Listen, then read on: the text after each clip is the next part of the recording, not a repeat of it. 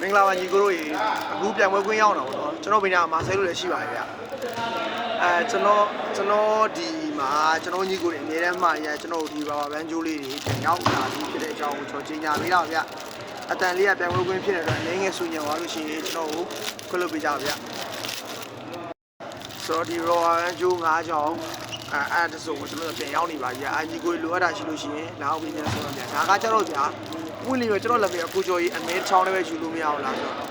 ဘီဂနာသမားတွေကတော့အမဲတစ်ချောင်းလည်းပဲယူစေချင်ဘူးဗျာဒီ9ချောင်းလုံးယူရအောင်ဒါတစ်စုံရောင်းတာဗျာကျွန်တော်မှတစ်ချောင်းနဲ့တီးတန့်လည်းရောင်းပါဗျာတစ်ချောင်းတီးတန့်ကျတော့နောက်ကျွန်တော်မာတာဒီအမဲတီးတန့်တက်ရှိတယ်ဗျာအဲ့ဒါကတော့အများကြီးမရှိတော့စိတ်ချောင်းပဲကျွန်တော်တယ်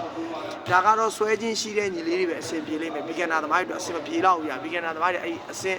1နှစ်3လေးကနေစပြီးသွားမှာပဲဒီအမဲကိုဆွဲနိုင်မှာပေါ့နော်အဲ့ဆွဲနေကြရှိတဲ့ညီလေးတွေတော့ကျွန်တော်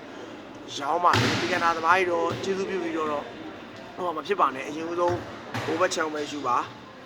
အဲ့ပြပါတာပါဗျအကိဆွဲပွားပြီးဆွဲချင်းရှိတယ်ဆိုရင်တော့ယူမယ်ဆိုတော့ကျွန်တော်ရောင်းပါတယ်ဗျအမေသက်ကတစ်စီဟို9ချောင်းတစ်စီမတူးတော့ကျွန်တော်တို့ကမတူးအမေသက်ကဒါတစ်ပွဲကုန်ရလာတယ်ဒီကတော့ထုတ်တယ်လာတယ်အဲ့လိုပုံစံမတူးဗျ